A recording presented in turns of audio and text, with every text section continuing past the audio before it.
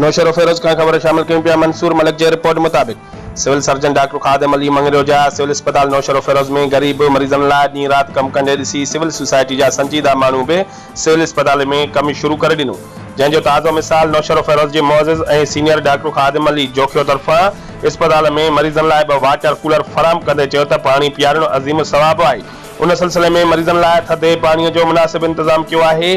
शाल मालिक मूं नाचीज़ जे हकीर काविश कबूल फरमाई। डॉक्टर खादिम अली मंगरोजा कम ॾिसी मूंखे बेहद खुशी थी रही है।